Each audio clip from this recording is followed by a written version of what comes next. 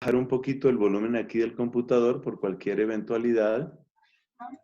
El volumen de sonido de ustedes. Yo espero que el micrófono esté funcionando muy bien, el micrófono mío. Entonces, bueno, pues ahí empezamos en el nombre del Señor.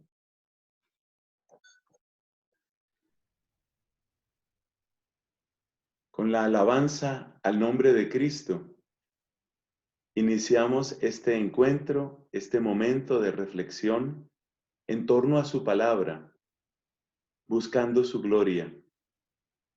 Sé que hemos orado, pero nos hace bien aferrarnos al corazón de Jesús y tomar la oración que Él nos enseñó. Padre nuestro que estás en el cielo, santificado sea tu nombre. Venga a nosotros tu reino, hágase tu voluntad en la tierra como en el cielo. Danos hoy nuestro pan de cada día. Perdona nuestras ofensas, como también nosotros perdonamos a los que nos ofenden. No nos dejes caer en tentación y líbranos del mal. En el nombre del Padre, y del Hijo, y del Espíritu Santo. Amén. Hay una pregunta que todos tenemos que hacernos alguna vez en la vida. ¿Qué hacer ante los golpes duros que nos presenta la vida? ¿Qué es un golpe duro? No es solamente algo que nos duele, sino es algo que nos desubica en el sentido de que no tenemos una respuesta. Algo puede ser doloroso y sin embargo, como ya lo conocemos, como la situación estimamos que está bajo control, la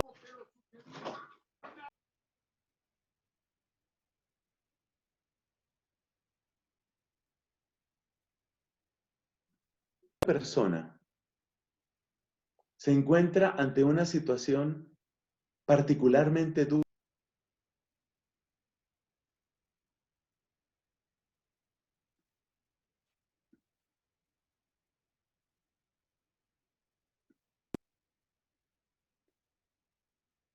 Sobre todo es eso lo que más nos cuesta, que no sabemos cómo responder.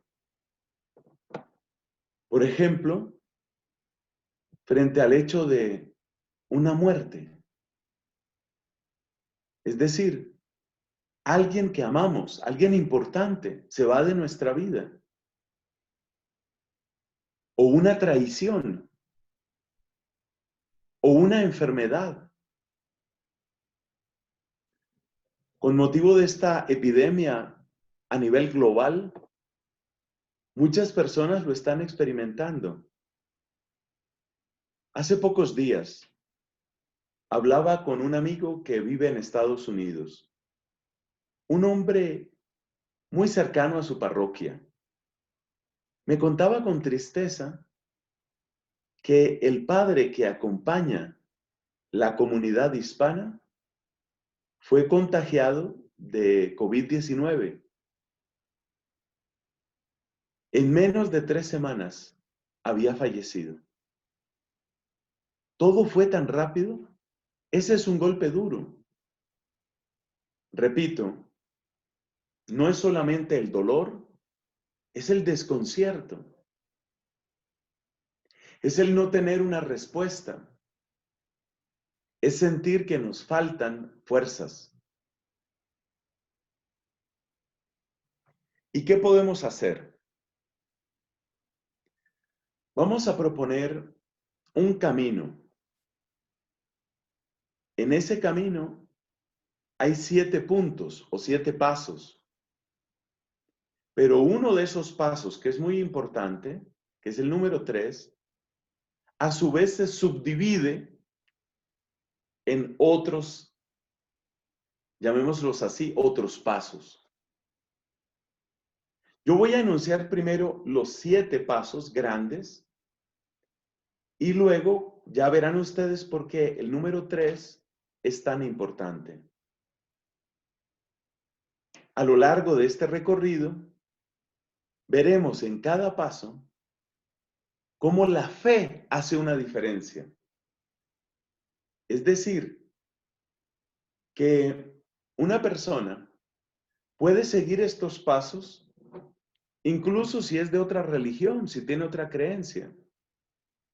Pero vamos a ver que nuestra fe, y en particular nuestra fe viva en Cristo, marca una diferencia. Como es costumbre en esta clase de enseñanzas, me permito sugerirles que ustedes tomen sus apuntes. Entonces, vamos con los 7 grandes pasos. El primero se llama evaluación. El segundo, control.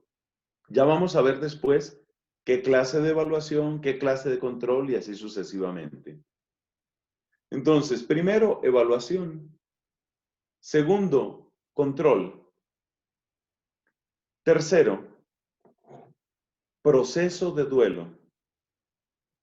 Todo golpe duro que debemos abordar en nuestra vida implica un proceso de duelo. La palabra duelo originalmente se refiere a una muerte, pero vamos a descubrir que también hay que hacer procesos de duelo cuando se trata de otra clase de pérdidas. Evaluación, control, proceso de duelo. En cuarto lugar, y esto va a ser muy frecuente, necesitamos procesos de perdón. Fíjate que lo pongo en plural. Y una de las razones por las que lo pongo en plural es porque con mucha frecuencia, ante un evento doloroso, no solo hay que perdonar hacia afuera, sino también perdonar hacia adentro. Hace poco escuchaba el testimonio de una joven que tuvo un accidente. Ella estaba con su hermano. El hermano murió. Ella sobrevivió. Y hay algo que se llama en psicología la culpa del sobreviviente. De alguna manera a ella le cuesta trabajo perdonarse, y óyeme esto, perdonarse por haber quedado viva. Al principio a uno le suena muy extraño ese sentimiento. Uno dice, ¿pero qué culpa tiene ella? Fue un accidente. Pero eso existe, la culpa del sobreviviente. Por eso digo que los procesos de perdón son varios. Y a veces uno tiene que perdonarse también a sí mismo. Entonces no se pierda en la lista evaluación, control, proceso de duelo, procesos de perdón. Ahí van 4, 5. El quinto paso se llama aprendizaje, que es como empezar a sacar las lecciones. El sexto paso se llama perspectiva y el séptimo paso, nuevo comienzo. En cierto sentido, si le quisiéramos dar otro título a esta predicación, la podríamos llamar Anatomía de la Resiliencia. Seguro que has oído esa palabra estos días. Resiliencia es esa virtud de fortaleza que permite sobreponerse cuando ha habido un golpe duro. O sea que esta charla también la podemos llamar Anatomía de la Resiliencia. Resiliencia. Y el subtítulo sería ¿qué hacer cuando llega un golpe duro en la vida? Entonces ya tenemos los 7 pasos. A ver si los podemos repetir. Tenemos evaluación, control, proceso de duelo, procesos de perdón, aprendizaje, perspectiva y nuevo comienzo. Entonces, vayamos avanzando. Primer paso. ¿A qué llamamos evaluación? Vamos a describirlo con una comparación. Pensemos en una persona a la que le gusta mucho el montañismo. Le gusta subir montaña. Bien. Esta persona, en una de esas escaladas, tuvo un accidente. Se cayó, se rodó muchos metros abajo.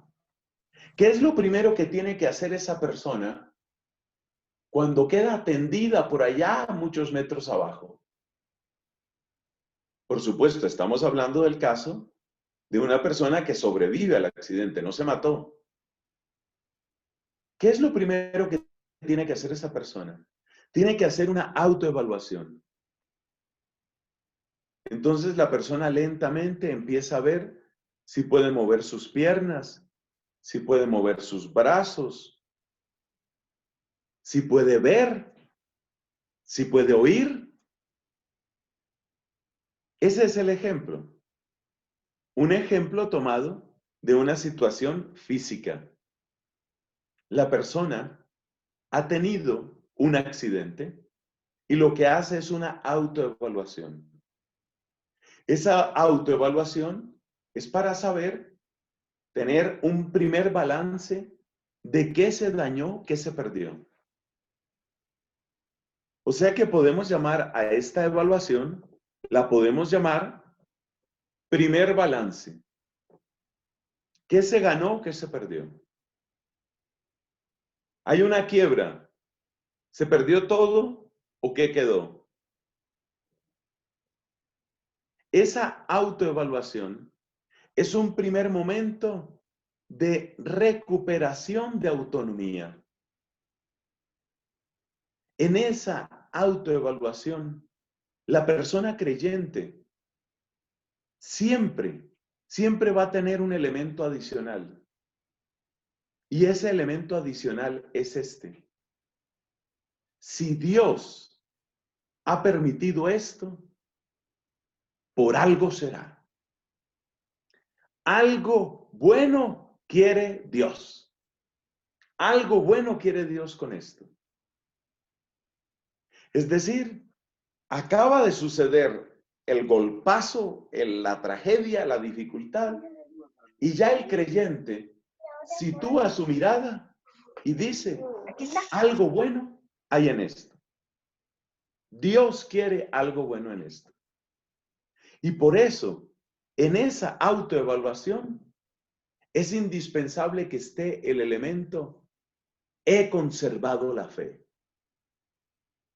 No hace mucho, en la Santa Misa, aparecía un texto de San Pablo en la segunda carta a Timoteo. Pablo ya estaba condenado a muerte. Pablo ya estaba en la cárcel, no sabemos si le quedaban días o unas pocas semanas, condenado a muerte, y efectivamente sabemos que fue decapitado. Ese es un golpe muy fuerte, muy fuerte, condena a muerte. Pero ¿qué actitud toma Pablo? Él se da cuenta de su situación y dice, he combatido el buen combate, he corrido hasta la meta, he conservado la fe. Si te das cuenta cómo hace la autoevaluación, he conservado la fe.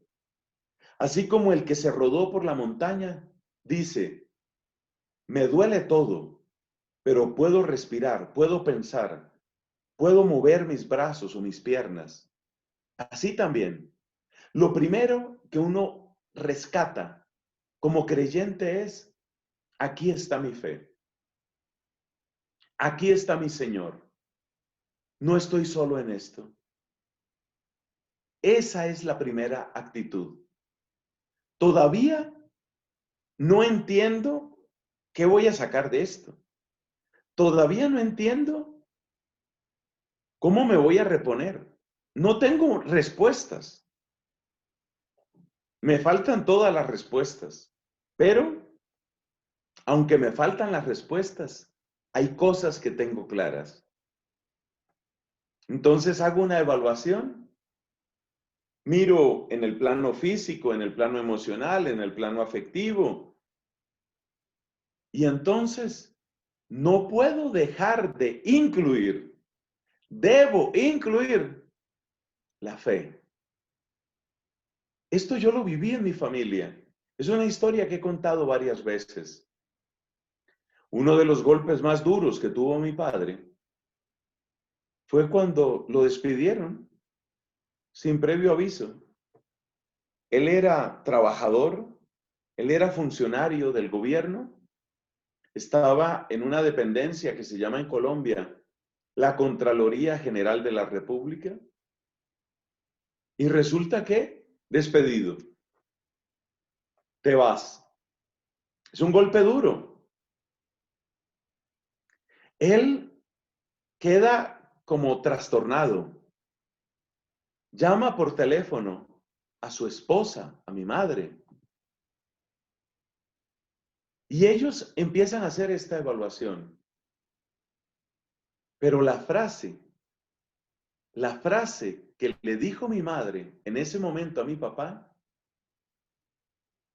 fue el comienzo de todo el proceso de recuperación. Ella, mujer muy creyente, se da cuenta de lo que está sucediendo, gravísimo, pero le dice, no te preocupes, de noches más oscuras nos ha sacado Dios. Hay que proclamar la fe y hay que proclamarla pronto, porque la fe va a ser la lámpara que te va a ayudar en todo el proceso. El que no tiene esa fe hará también su autoevaluación. ¿Cómo está mi economía? ¿Cómo está todo lo demás? Pero el que tiene fe tiene que proclamarla pronto. Tengo esta fe. Bendito sea Dios. Lo que dijo Pablo, he conservado la fe. Segundo, el segundo paso se llama control. ¿A qué llamamos control? Volvamos a la comparación con aquel hombre que tuvo un accidente en la montaña. Se rodó por esa montaña y él se da cuenta, ya hizo una primera evaluación, se da cuenta que tiene una serie de dolores, tal vez hubo fractura, sobre todo le duele mucho el tobillo de su pierna izquierda, por decir algo. ¿A qué llamamos control? A las primeras decisiones que se toman para evitar daños mayores.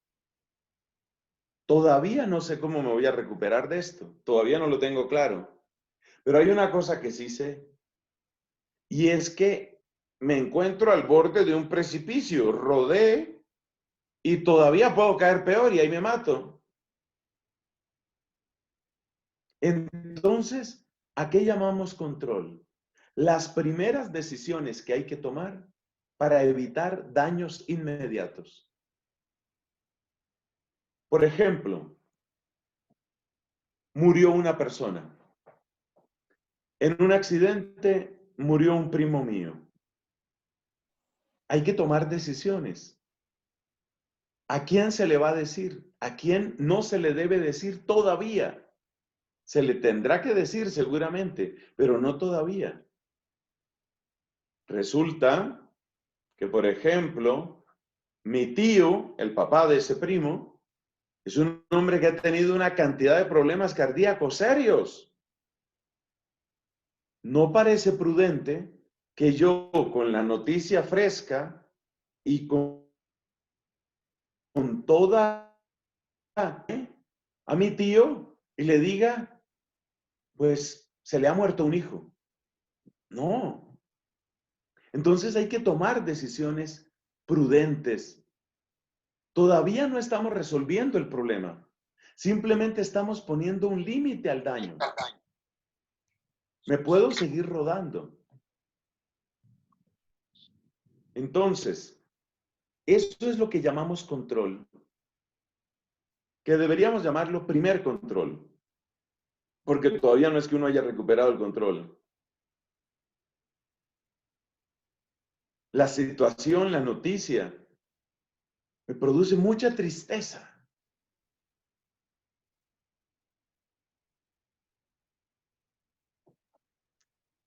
Vivía en una ciudad diferente a la de la mamita. La mamá murió. Esta señora, madre soltera, tenía 3 hijos. No sé si si el mayor era hombre o mujer, eso no viene al caso ahora. Pero en todo caso, el mayor de los hijos tendría 14, 15 años. Es una situación muy angustiosa. Ha muerto la mamá, pero no se puede obrar de una manera loca. Hay que tomar un primer control. ¿Y primer control qué significa? Yo no puedo dejar tirados a los hijos. Entonces, ¿qué debo hacer en este momento para no aumentar el daño? Si ella como loca sale en ese momento al terminal de buses o al aeropuerto, porque yo tengo que ir al funeral de mi mamá y deja a sus hijos sin comida y sin cuidado, va a empeorar el daño y lo va a empeorar gravísimamente. Entonces, por eso después de la fase de evaluación, viene una fase de primer control. ¿Cuáles son las decisiones inmediatas que debo tomar para que no aumente el daño? Dependiendo del tipo de situación que se haya presentado, esa decisión puede ser de tipo económico, puede ser en la salud, puede ser de muchas formas. Pero lo que debe quedar claro es que el propósito de ese segundo paso es impedir que el daño se multiplique. Algo debo hacer para tratar de frenarlo. Es una medida de emergencia. Cuando ya he evaluado un poco la situación en la que estoy y ya he tomado un primer control para que no se multiplique el daño, ahora sí viene la tercera etapa.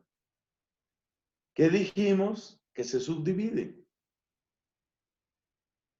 Ya está bajo control la situación de manera que no va a haber mayor daño, por lo menos daño grave en este momento, no va a haber. Ya está eso controlado. Pero ahora viene, podríamos decir, el paso fundamental. Proceso de duelo. Es interesante la palabra proceso. La palabra proceso viene de un verbo en latín que significa dar pasos hacia adelante. Procedere, dar pasos hacia adelante. De ahí viene proceso. Lo que debemos entender entonces es que el duelo es la manera como el corazón humano asimila algo doloroso en materia grave.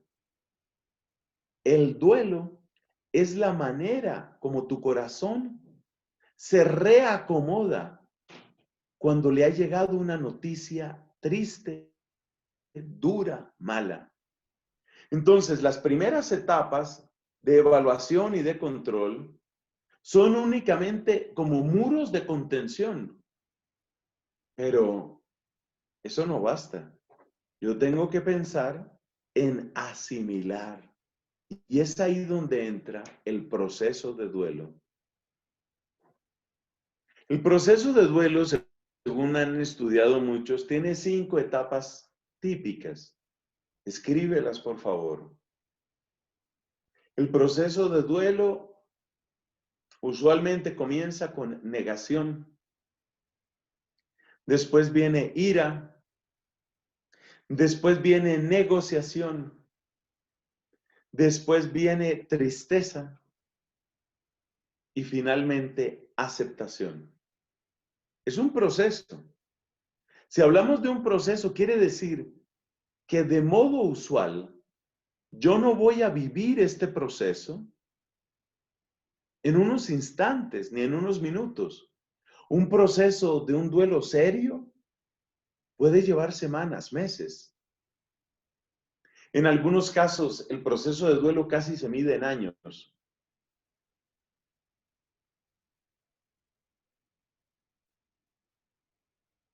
Cuando murió mi mamá, ella tenía 78 años de edad y mi papá tenía la misma edad, 78.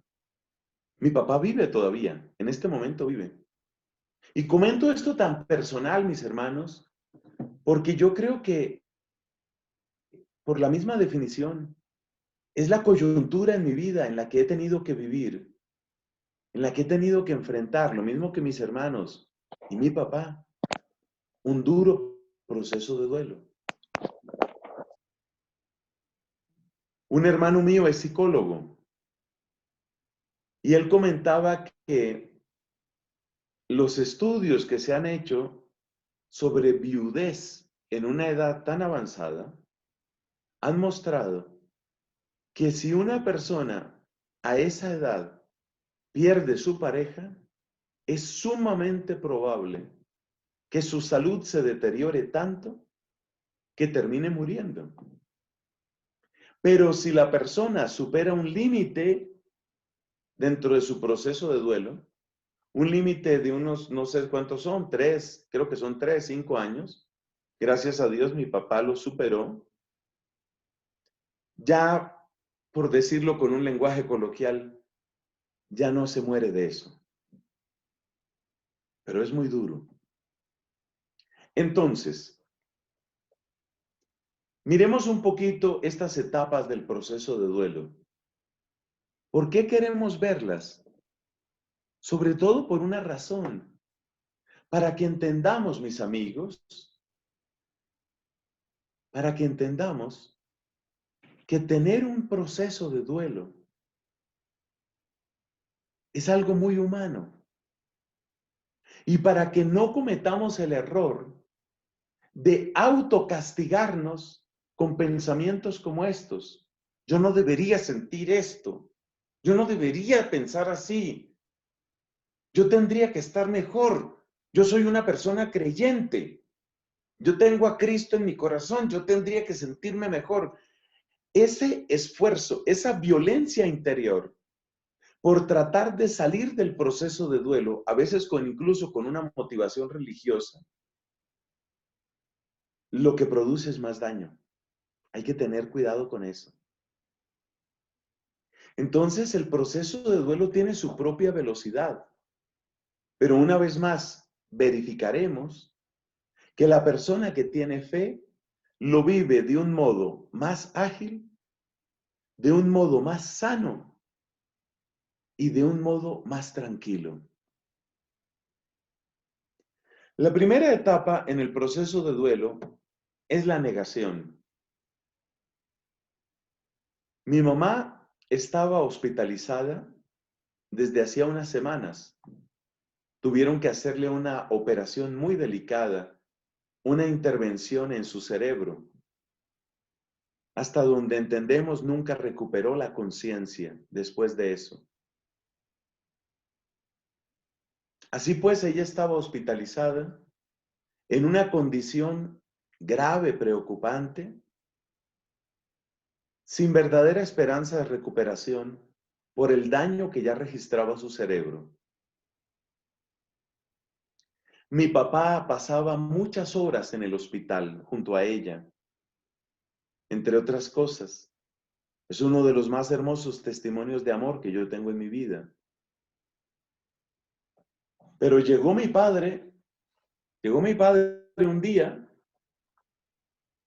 temprano en la mañana, llega al hospital, llega a la habitación y estaba vacía. Al parecer, mi madre había tenido un grave paro cardiorrespiratorio. Obviamente la habían sacado de urgencia de la habitación y ese proceso había desembocado en la muerte. Por supuesto, cuando mi papá llega, ella no estaba en la habitación. Y él vive la negación. No, no, esto no puede ser. No puede ser. No lo puedo creer. Lo mismo le sucede a otras personas. No puede ser. Pero, ¿por qué no cuadran ¿Por qué no dan estas cifras? ¿Fue que mi amigo se robó la plata? ¿Mi socio? No, eso es negación. No, no puede ser. No, no, no. Tiene que haber otra explicación. La persona que recibe un diagnóstico de una enfermedad grave. Me acuerdo el caso de un psiquiatra. Él mismo psiquiatra. Y resulta que le hicieron un análisis de su propio cerebro, un análisis especializado, no sé si era una tomografía, si era un electroencefalograma, no sé exactamente, no tengo ese conocimiento, pero le hicieron su examen especializado y salió una cosa terrible. El diagnóstico no me lo preguntes, no conozco tanto del tema, pero, pero tenía su problema grave. Y él cuenta, porque él da su testimonio, cómo cuando él ve el resultado de los exámenes, su primera reacción fue, ¿no será que se confundieron y me dieron los resultados de otra persona? ¿Te das cuenta? Negamos, negamos. No puede ser, no puede ser. Salir de esa negación es difícil. En el caso de mi papá le tomó entre minutos y horas hasta darse cuenta de lo que había pasado. Fíjate que una persona que tiene una fe profunda vive de un modo más tranquilo esta fase. ¿Recuerdas esa frase que dijo San Pablo? Todo concurre para el bien de los que Dios ama. Cuando uno ha repetido muchas veces esa frase, uno está más dispuesto realmente a encontrar el paso de Dios y la voluntad de Dios, aún en circunstancias adversas. De modo que esta fase de negación seguramente la tendremos cuando nos llegan esas situaciones extremas. Es humano, te repito. Pero aun cuando eso suceda, la persona creyente tiene una ventaja. La fase de negación es más breve y más tranquila para él. Algo parecido sucede con la ira. Eso también sucedió en el caso de la muerte de mamá. Duró poco, pero sucedió. Cada caso es un caso, como decimos en mi país. Y a veces esa fase de ira se puede prolongar mucho, sobre todo cuando se ha cometido una injusticia. La ira puede enceguecernos, puede llenarnos de una amargura muy grande, casi sin límite. Una vez más, la persona creyente va a sentir indignación, va a sentir ganas de darle puños al mundo. Pero la persona creyente tiene tantos elementos a favor. Piensa en la pasión de Cristo, piensa en los testimonios de los santos, piensa en lo que nos dice la Escritura. De modo que estas dos primeras fases del duelo, la persona que tiene fe las vive de un modo mucho más suave, menos traumático, las vivirá. Yo quiero destacar esto, nosotros no somos de palo, no, no lo somos. A nosotros nos duelen las cosas. Claro que duele. Y es explicable que uno tenga fase de negación y fase de ira, pero lo va a vivir de otra manera. Todas estas 5 fases pertenecen al tercer paso. No te me pierdas, 7 pasos, pero el tercer paso tiene 5 fases. Estamos entrando en la tercera fase del proceso de duelo. Otra ventaja de conocer el proceso de duelo Es que quizás el dolor más grande no lo tienes tú, sino una persona cercana a ti. A mí como hijo, me dolió mucho, por supuesto, la muerte de mi mamá. Pero yo debo decir que objetivamente, la tragedia era mucho más grave para mi padre. Cuando uno conoce estas cosas, estos pasos, estas fases, no solamente está un poquito mejor equipado uno mismo para lo que le pase a uno, sino que uno también tiene un poquito más de capacidad para entender a otra persona, para acompañarla. Tal vez hay una amiga tuya muy querida y está viviendo un proceso de duelo. Debo advertir una vez más, proceso de duelo no es solamente que alguien se murió. Proceso de duelo también es un fracaso, una puerta que se cerró, una traición. En todos esos casos podríamos decir metafóricamente que se da como una muerte, algo se murió. De hecho, esa es una expresión que utilizan algunos jóvenes, algo se murió. Bueno, la tercera fase es la negociación. Esta fase se vive de un modo, yo diría, un poquito dramático en el caso de las personas que reciben un diagnóstico de enfermedad. ¿A qué llamamos negociación? Negociación es un intento de nuestra mente, un intento, un esfuerzo de nuestra mente por lograr algo, tal vez entregando algo más. El peligro está en que hay personas que sacrifican su fe. No sé cómo sea la situación en El Salvador, pero yo lo he visto en Colombia e incluso en otros sitios.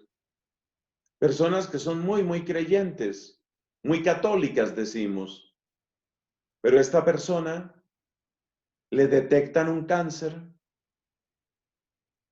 y al principio trata de seguir el camino de la medicina, llamémosla común, y después intenta algún poquito de medicina llamada alternativa. El tiempo no nos da para entrar a analizar lo de la medicina alternativa, solamente digo que la medicina alternativa no se puede ni condenar toda en bloque, ni tampoco considerar inocente toda en bloque. No se la puede ni condenar ni absolver toda en bloque a la medicina alternativa. Y resulta que la medicina alternativa tampoco me sirvió. Entonces vienen a veces las tentaciones de salirse ya del ámbito de la fe. Yo he visto personas católicas acudir a rituales que no son otra cosa sino brujería, más o menos disfrazada. Eso es negociación. Ese es el intento de la persona de lograr algo como sea. Pensemos en una historia dramática, como puede pasar, di tú, en el caso de un secuestrado, que dice, bueno, pero si yo les doy esto, pero si yo hago esto, está tratando de negociar. Todos podemos pasar por ahí. Es algo como que no me quiero rendir. Es normal. Pero ¿sabes cuál es el peligro? Que termines negociando tu fe. Y eso pasa. Eso pasa. Recuerdo el caso de una señora separada de su esposo. No había en ese momento, después sí hubo proceso de nulidad y todo, pero en ese momento ella estaba casada, claramente casada y casada por la iglesia. Cuando le empieza a golpear la soledad a ella, una señora muy católica, pues ella empieza a tener amigos, amigos varones, y en medio de esa amistad con estas personas, pues surge una posibilidad de lo que la gente llama rehacer la vida. ¿Y qué hace ella? frente a eso. Frente a esa oportunidad de rehacer la vida, es católica. No ha iniciado, ni siquiera había iniciado el proceso de declaración de nulidad de su matrimonio. Pero ella entra en una especie de negociación extraña en su cabeza. La verdad es que pone un poquito de lado el tema de su fe y a vivir noviazgo a esa edad, con 2 hijos, a vivir noviazgo. ¿Y a vivir noviazgo cómo? Como suele vivirse el noviazgo hoy. Es decir, con intimidad, con sexo, con todo. Católica, de grupo de oración, de servicio en la parroquia. Eso se llama adulterio. Hay que tener mucho cuidado con la fase de negociación. Es la fase más peligrosa desde el punto de vista de la integridad moral y de la integridad de la fe. Ahí es cuando la gente vende lo que sea, tratando de lograr algo. Cuidado. El creyente se defiende. El creyente dice, Jesús es mi Señor. Y esa frase que también he repetido varias veces, que la aprendí de una religiosa, váyame bien o váyame mal, con Cristo me voy a quedar. Es decir, habrá cosas que yo puedo negociar, pero mi fe, jamás. Mi fe jamás.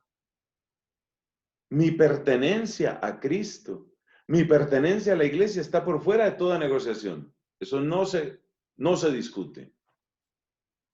La cuarta fase en el proceso de duelo es la tristeza.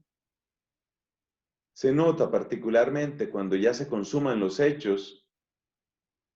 Sí me robó el amigo.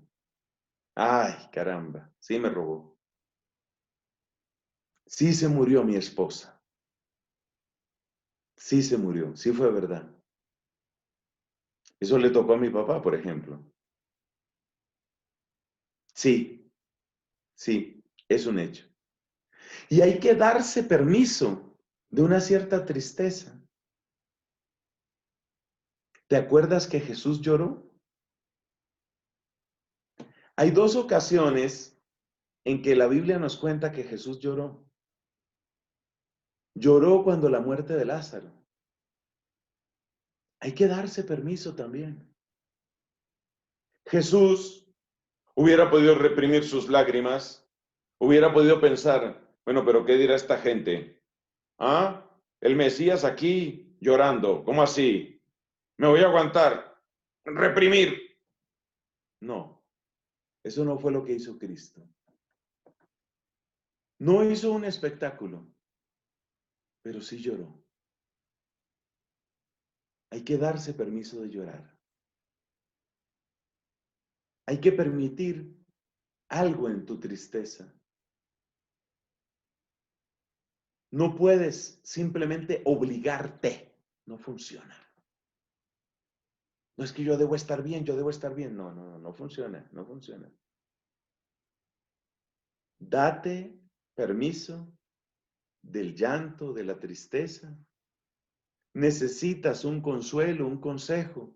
Necesitas ayuda, necesitas apoyo. Necesitas ayuda profesional. Hay que ser honestos también en eso. Es normal que tengamos tristeza. Comenta San Bernardo de Claraval, refiriéndose a nuestra Madre Dolorosa, la Virgen, dice, por supuesto que ella sabía que su hijo iba a resucitar. Pero eso, esa noticia, esa certeza, esa fe, no podía economizarle todo el dolor. Dolor tuvo y mucho. Por eso la llamamos Virgen de los Dolores. Por eso la llamamos Madre Dolorosa. Pero es muy distinto sufrir y solo sufrir a sufrir con un horizonte de esperanza. Y eso es lo que nos da estar con Cristo. Finalmente, el proceso de duelo va conduciendo a la aceptación. La aceptación parece pura resignación y podría quedarse solo en eso. Pero si tú estás siguiendo los 7 grandes pasos, te das cuenta que con la aceptación del hecho triste no termina el camino. Con la aceptación, ¿qué sucede con la aceptación? Con la aceptación culminas el tercer paso y puedes seguir avanzando. Pasemos entonces al cuarto paso. Estos últimos pasos son un poco más breves. Pasemos al cuarto paso. El cuarto paso es el que tiene que ver con el perdón.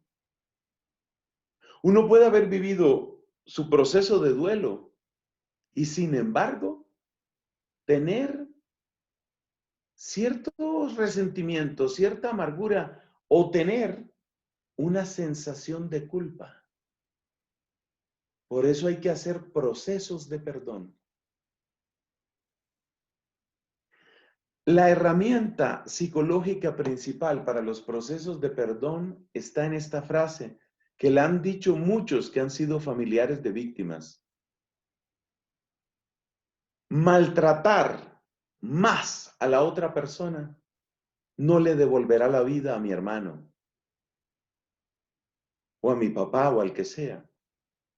Yo tengo que distinguir muy bien, incluso en esos casos tan dolorosos de secuestros y de muertes, yo tengo que distinguir muy bien lo que es buscar la justicia, que es algo sano y recto, y lo que es, en cambio, el afán de venganza. Porque el afán de venganza, antes que hacerle daño a otra persona, me está destruyendo a mí. Me está destruyendo a mí. Entonces el perdón, sobre esto hay varias predicaciones que ustedes pueden encontrar en mi canal o que pueden encontrar en otras partes. Aquí solo lo mencionamos. El perdón es un acto de amor hacia ti mismo. Es un acto de libertad hacia ti. Con el perdón te estás liberando. Con el perdón estás soltando. Con el perdón estás haciendo realidad que no por maltratar al otro voy a mejorar yo. Esto es muy importante, muy, muy importante. Descubrir y tener claro el límite que hay entre buscar justicia cuando hay que buscarla y lo que es buscar venganza o desquite. Eso es una cosa diferente. La oración que llevo años, bastantes años ya predicando, para iniciar los procesos de perdón, sobre todo cuando se trata de historias realmente graves, la oración que estoy recomendando es: Señor, cumple tu voluntad en, y ahí se dice el nombre de la persona. Cumple tu voluntad en. Yo les tengo varios testimonios, pero más que testimonios, yo quisiera que ustedes mismos lo experimentaran. Si acaso tienes alguna historia en tu vida, algún dolor en tu vida que no has podido perdonar, no te violentes tratando de cambiar el sentimiento a la fuerza. Eso jamás funciona. No te violentes. ¿Qué hay que hacer en cambio? Lo que hay que hacer en cambio es una oración como esta que he mencionado. Señor, cumple tu voluntad en, y ahí dices el nombre de la persona. Cada vez que dices esa oración, es como una gotica que pasa por tu corazón. ¿Y una gotica para qué sirve? Una, para muy poco. Pero 100 gotas ya se dejan ver, ¿no? 1000 gotas, bueno, ya eso hace volumen en un vaso. 10,000 gotas ya pasan por tu alma y empiezan a limpiar. ¿Quiere decir que tengo que decir la oración 10,000 veces? A veces no son tantas. pero sí hay que decirlo muchas veces. Y eso libera. En muchos golpes duros uno siente que necesita perdonar. Porque, pues la razón es muy sencilla.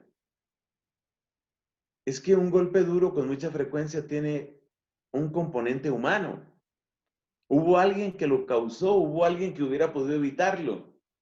Y tarde o temprano tu corazoncito va a sentir una especie de rabia hacia esa persona. Tú lo vas a sentir. Entonces, hay que hacer procesos de perdón. La frase preferida para ese proceso de perdón con otras personas afuera es la que les he dicho. Señor, cumple tu voluntad en. Y eso se dice miles de veces, las que sean necesarias. Y para perdonarse uno mismo, la que más me gusta es la del apóstol San Pedro. Señor, tú lo sabes todo, tú sabes que te quiero. Esa frase, esa bendita frase, porque es una bendición, hace un bien inmenso. Señor, tú lo sabes todo, tú sabes que te quiero. Tal vez me equivoqué, tal vez hubiera podido hacer algo y no lo hice. Tal vez he debido darme cuenta y no me di cuenta. Tal vez fallé, tal vez fui cobarde, tal vez tengo ignorancia y responsabilidad en esto. Pero nada de lo que yo haga para autocastigarme va a cambiar las cosas. Por eso aquella frase, Señor, tú lo sabes todo, tú sabes que te quiero. Pasemos a la quinta fase, el quinto paso, perdón. El quinto paso es el que tiene que ver con el aprendizaje. Si uno ha hecho bien la tarea, evaluación fue lo primero, ¿no? Primer control, proceso de duelo y perdón. Si has hecho ese trabajo, si has seguido ese camino, ya en esta etapa, ya en este paso, ya estás mucho más tranquilo.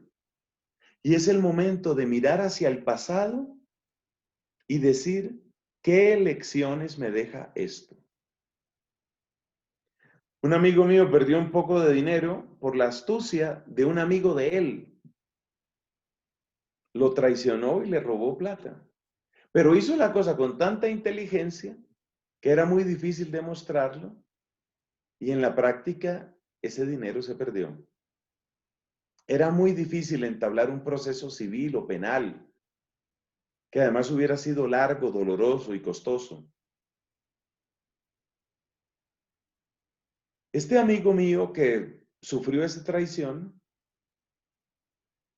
luego fue haciendo más o menos estos pasos que estamos describiendo. Y entonces llegó al paso del aprendizaje. Y en el paso del aprendizaje, pues él se puso a escribir, a escribir. ¿Qué me enseña esto? ¿Qué he sacado de esto? Fíjate que con motivo de esta epidemia en la que estamos, ya hay gente que lo está haciendo. ¿Qué nos dejó qué nos está dejando esta epidemia? ¿Qué hemos aprendido en esta epidemia? Y hay listas. A mí ya me han llegado un par de listas por internet. Hay listas. Aprendí 1, 2, 3, 4. Gente que dice, aprendí que la familia es lo primero. Aprendí que debo distribuir mejor mi tiempo. Aprendí que no debo afanarme tanto por cosas que en realidad no valen tanto. Son aprendizajes. Uno aprende. Ya cuando se llega a una fase, a un paso, digo mejor, dejemos la palabra fase para lo del duelo. Cuando se llega a este paso del aprendizaje, ay, ya podemos decir que estamos saliendo. Luego viene perspectiva. Si el aprendizaje es una mirada hacia el pasado, la perspectiva es una mirada hacia el futuro. De acuerdo con este aprendizaje, ¿qué decisiones debo tomar? A veces esa perspectiva puede ser dramática, ese cambio de perspectiva, porque a veces la persona se da cuenta que tiene que tomar serios cambios. Recuerdo el caso que lo reportó la prensa de una señora gran ejecutiva, tenía un cargo altísimo. Un hijo de ella intentó suicidarse. Estuvo 3 semanas en el hospital reponiéndose, una intoxicación terrible. Y durante la mayor parte de esas 3 semanas había un miedo latente, pero permanente, si esa situación dejaría secuelas. Ese es un golpe muy duro. Pues esta mujer cambió de perspectiva. Se dio cuenta que era mucho más importante estar más tiempo con sus hijos. No solo por evitar un suicidio, sino porque eso la hacía también más feliz. O sea, ella cambió su enfoque. A este cambio de perspectiva es al que muchas personas llaman ahora reinventarse. No me gusta tanto la palabra, porque reinventarse es como si uno fuera a partir de cero y uno nunca empieza de nuevo de cero. Uno, al contrario, debe empezar de un aprendizaje. Entonces, la sexta fase es una perspectiva nueva y ya llega ese séptimo paso, el nuevo comienzo. Esto puede tardar semanas, meses o años incluso, pero ese nuevo comienzo es tan valioso. Ese nuevo comienzo es el que permite sonreír, es el que permite decir lo que dice el Salmo. Me estuvo bien el sufrir, así aprendí tus justos mandamientos. O lo que dice otro Salmo, pasamos por fuego y por agua, pero nos has dado respiro. Eso es vivir de un modo creyente, de un modo bello, de un modo fecundo, un tiempo duro. Así lo conceda el Señor. Termino con una breve oración. Te bendigo, Dios mío. Te bendigo porque nos permites reunirnos en tu nombre. Te bendigo porque nos enseñas a cada paso.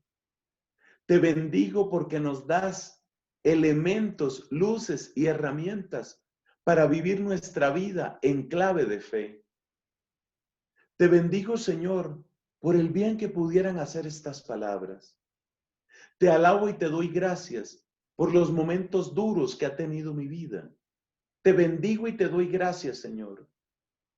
Y te pido que esto que me has concedido vivir, lo bueno y lo duro, sea fuente de sabiduría para mí y me permita tener siempre un corazón compasivo y deseoso de servir a mis hermanos.